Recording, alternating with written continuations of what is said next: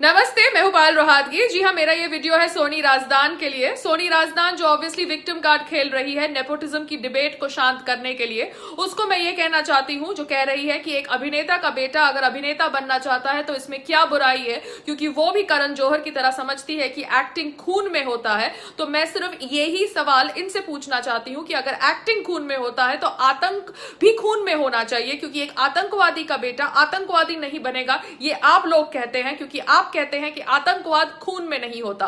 तो अगर आतंकवाद खून में नहीं होता तो फिर एक्टिंग खून में कैसे हुई? क्योंकि एक तरफ आप एक आतंकवादी के बेटे को बचाते हैं ये कह के कि वो आतंकवादी आगे जाके नहीं बनेगा, मगर दूसरी ओर आप एक अभिनेता के बेटे को बोलते हैं कि वो अभिनेता बनेगा। क्यों? क्योंकि एक्टिंग उसके खून में है। तो आप लोग डिसाइड कर लीजिए कि खून में आतंकवाद है या एक्टिंग है, कि खून में क्या क्या है और खून में क्या क्या नहीं, क्योंकि हम लोग बहुत कंफ्यूज्ड हैं। जी हाँ, हम सबने सुना है कि करण जौहर कहते हैं कि वो स्टार्स को ब्रेक देते हैं। तो मैं करण जौहर से पूछना चाहती हूं कि ऐसा क्या किया आलिया भट्ट ने कि आपने उसको ब्रेक दिया? क्योंकि आपकी फिल्म करने से पहले वो कोई स्टार नहीं थी, वो सिर्फ महेश भट्ट की दूसरी बीवी की बेटी थी।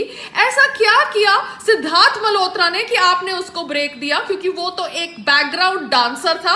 सो there are lot of unanswered questions, क्योंकि कौन सी चीजें होती है जो आपका क्राइटेरिया बनती है उन लोगों के लिए जिन लोगों को आप ब्रेक देते हैं? क्योंकि आप कभी कहते हैं कि आप सिर्फ स्टार्स के साथ काम करते हैं और कभी आप सिद्धार्थ मल्होत्रा टाइप अननोन लोगों को लॉन्च करते हैं। So what does Siddharth Malhotra do to get a break in your film? नमस्ते।